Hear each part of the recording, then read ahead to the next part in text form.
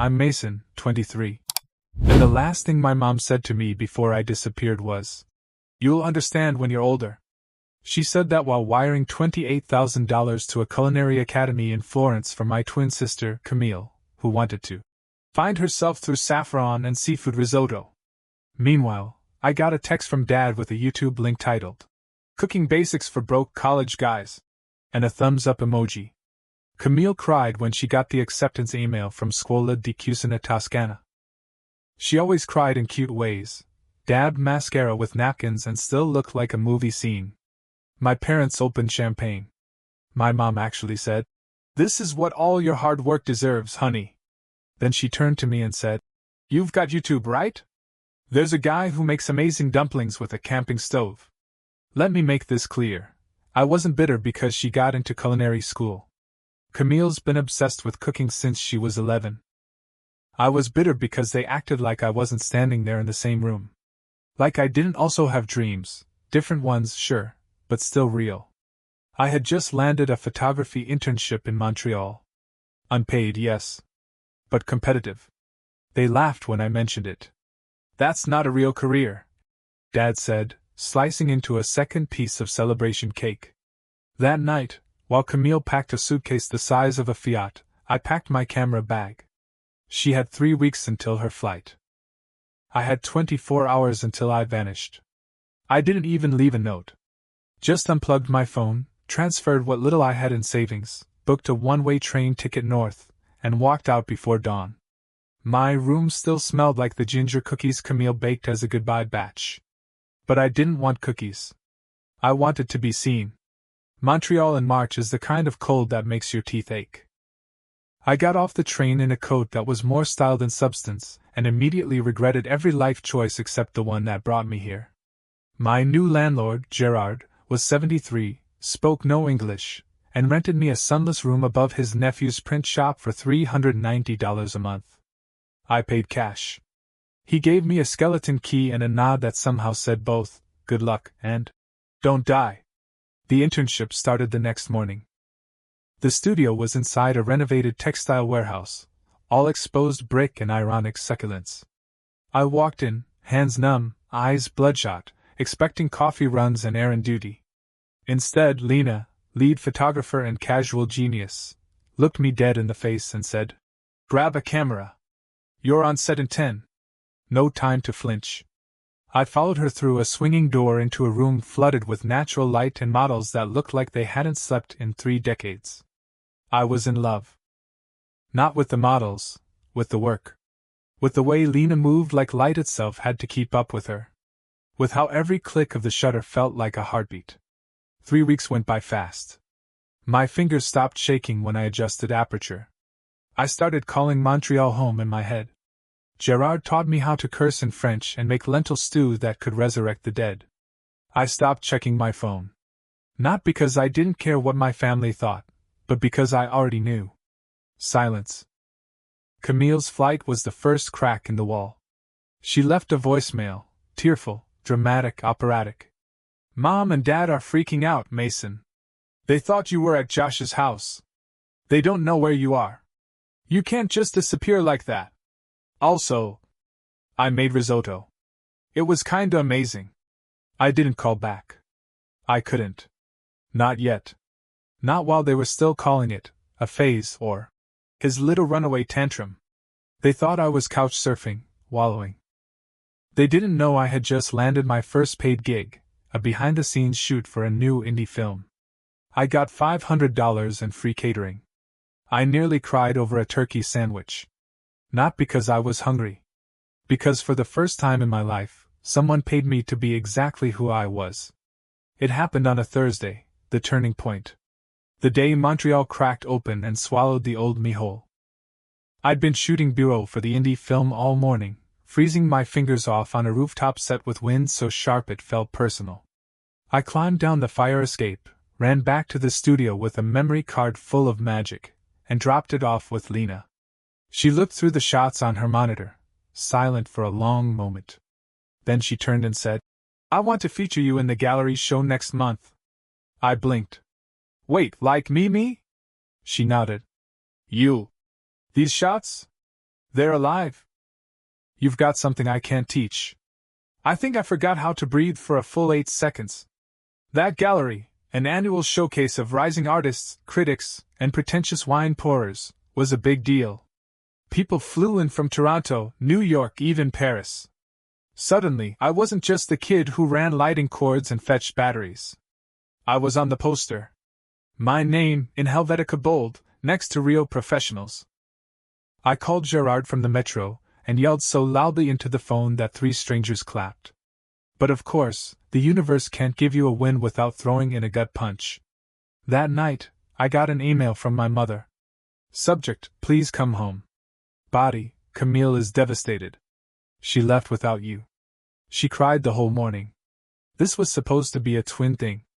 I can't believe you would ruin it for her. Not. Are you safe? Not. We're proud of you.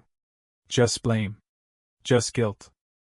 And I know Camille probably did cry, because she has a heart the size of Tuscany. But I also knew, in that moment, that going back would crush everything I had just started building. I closed the email and opened my editing software. I stayed up all night processing images, raw, imperfect, lit by street lamps and broken neon signs. I submitted 5 pieces to the gallery the next day under the name M. Walker. That night, Lena gave me a spare key to the studio and said, "Welcome to the real world, kid. It sucks. But it's ours." Camille showed up 2 weeks later. Not a call. Not a warning. Just knocked on the studio door one morning like some beautifully confused pastry ghost in a lavender trench coat, dragging a suitcase and smelling like imported olives. I was alone, editing shots from a fashion shoot with mannequins dressed like medieval accountants, when I heard the knock. "Mason?" she said, like she wasn't sure I was real. "Oh my God! You actually look alive." I blinked. "You flew from Florence?" She nodded, eyes glassy. "I didn't even finish orientation. I got there, saw all these people with knives and truffle kits and fancy chef shoes, and I don't know. You weren't there. It didn't feel right. I wanted to be angry. To yell, 'You got everything handed to you and still left?' But I couldn't." She looked wrecked. Not her usual elegant drama, but the kind of quiet unraveling that starts in your shoulders and makes its way down to your shoes. "I told Mom and Dad I was going to the market," she said, eyes darting around the studio like it was a foreign planet. "Instead, I bought a ticket to Canada and found your address in your email drafts." That part made me pause. "You hacked my email?" She shrugged. "You never log out." Fair enough. I didn't say anything for a while. Just handed her a coffee, the cheap, over-roasted kind that only tastes good after 2 sleepless nights, and let her sit by the window. She looked out at the Montreal skyline, gray and stubborn as ever, and whispered, "I think they broke us." "Maybe," I said. "But we're allowed to rebuild." That night, we walked back to Gerard's together. He opened the door, saw Camille, and immediately launched into a half-French scolding about runaway children, and, "This is not a hotel." Then he made us soup and handed her a blanket without another word. We shared my tiny room that night. She took the mattress. I took the floor. We talked until 3 a.m. Not about Italy. Not about risotto. Just about us. About how being twins never meant being equals. How she was raised to be seen and I was raised to be useful. How either of us ever really got a choice. And then, sometime between her second apology and my third awkward joke, she whispered, "I didn't want the money if it meant losing you." I didn't say anything back. I just nodded into the darkness. Because that was the first time I believed her. The gallery night was cold and electric. You know that kind of buzz you feel in your teeth right before a thunderstorm? That was me in a borrowed jacket, trying not to sweat through my shirt while my name, M. Walker, glowed faintly on the wall behind 5 giant prints mounted in steel frames. Lena had done everything, the lighting, the layout, the promotional flyers that somehow made me look mysterious and European. Camille helped too. She didn't go back to Italy. Instead, she got a job bussing tables at a tiny bistro where the chef wore Crocs and played Kendrick Lamar while deboning trout. She liked it. Said it felt honest. realer than truffle foam and plated emotion. My parents still didn't know where I was. Camille had sworn not to tell. If they actually cared, they'd try harder, she said, biting into a burnt grilled cheese one night like it was divine punishment. I didn't correct her. The gallery filled up fast. Strangers. Critics.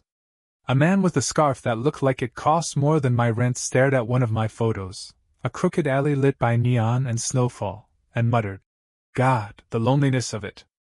I wanted to hug him. Or run. Then someone tapped me on the shoulder. It was Camille. "Don't freak out," she said. "But they're here."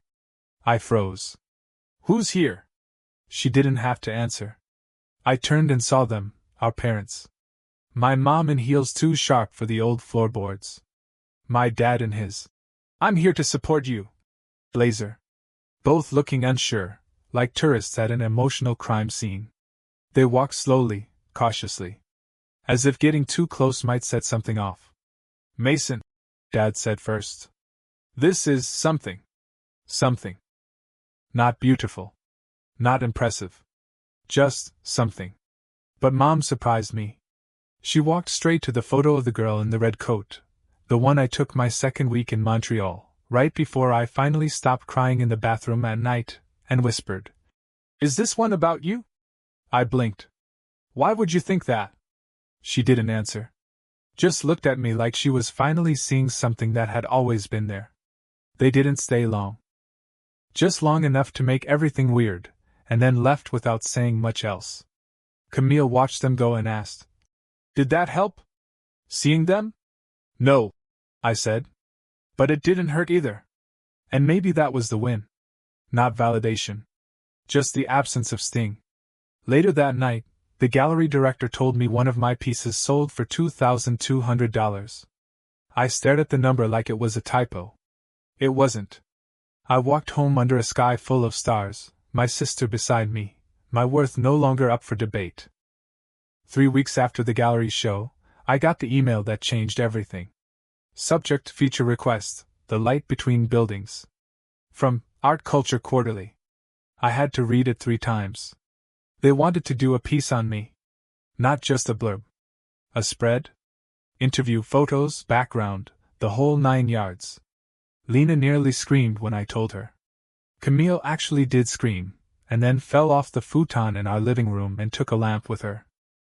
Gerard celebrated by making waffles and insisting I put on cologne for no reason. I said yes, obviously. The interview was surreal. They asked questions about perspective and narrative and the emotional topography of urban loneliness. Like I was some seasoned artist, and not a 23-year-old who once sobbed into an instant ramen cup after missing a train. But I played the part. I wore the sweater Lena picked out.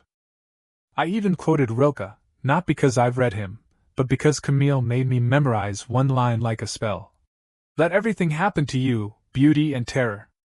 Just keep going." When the issue dropped, I bought 4 copies. Camille framed one for our wall. Gerard stuck one to his fridge with a magnet shaped like a baguette. My parents didn't say anything. Until they did. It started with a voicemail. Mom's voice, softer than I remembered. "We saw the article. Your father left it on the kitchen counter for 2 days. I think he's read it 6 times. He won't say it, but he's proud. We both are. We just don't always know how to show it." I didn't call back right away. I didn't know if I wanted to open that door. But Camille, traitor that she is, called them and said, "If you want to fix things with Mason, come visit. No speeches. No guilt. Just show up." And for once, they did. They came on a Sunday. Brought pastries from some bougie bakery with an unpronounceable name, and apologized for the cold. Mom wore jeans. Dad looked like he'd aged 10 years, softer around the edges. They sat on our lumpy futon and told me, slowly and awkwardly, that they got it now. That maybe they'd spent so long building Camille up, they forgot I was already building myself.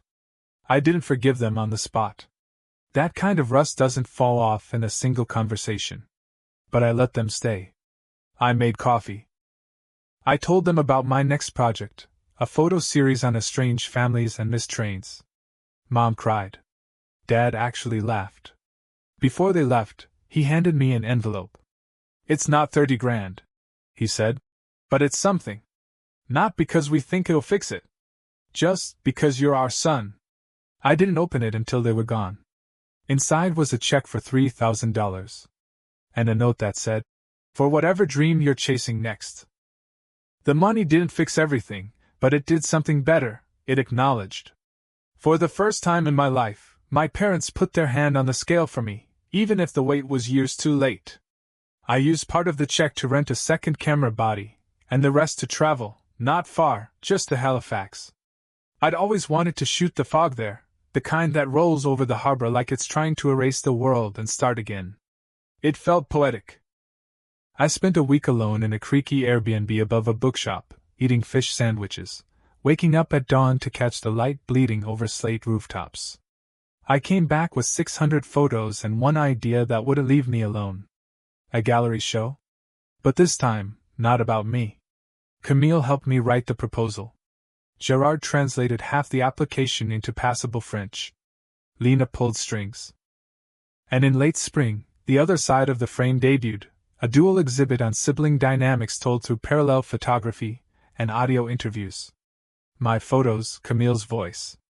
Her stories. Her guilt. Her grief. Her slow journey from golden child to real person. It was raw. And people felt it. Critics called it intimate and merciless. One even said it tenderly eviscerates the myth of the equal household. Camille cried in the corner during opening night. I pretended not to see. But what hit hardest, harder than the applause, the reviews, the crowd, was when my dad walked in. Alone. No blazer. No grand gestures. Just him, in a windbreaker, holding a to-go coffee. He walked through the exhibit slowly, listening to Camille's voice through the mounted headphones. He stopped at a photo of the two of us as kids, one I'd restored from a water-damaged print, where she's smiling at the camera and I'm halfway out of frame. He stood there for a long time. Later, as the crowd thinned and Camille disappeared into a hug vortex, he approached me. "I didn't know," he said quietly. "I mean, I knew. But not like this." I didn't reply. Not because I was angry, but because there was nothing left to explain. He just nodded, set the coffee down beside me, and added, "We're trying. We're really trying." Then he walked out, no drama, no closure speech. Just, real. That night, Camille and I stayed behind to clean up. She turned to me, mascara slightly smudged, and said, "If I'd gone to Italy, none of this would have happened." I smiled. "You'd have made a killer chef." She snorted. "Still might. But for now, I like this recipe better." Exactly 1 year to the day after I vanished, I stood behind a podium in a crowded hall at the Montreal Creative Arts Summit, presenting my newest photo series, Disappearing Acts, Stories of the Ones Who Left. 10 portraits, 10 stories, all of people who'd walked away from families, cities, lives that no longer saw them. Not with anger. With clarity. And choice. I was the closing speaker. Me. Mason Walker.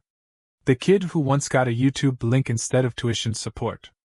The brother who used to sit in his own birthday party like a guest of his sister's celebration.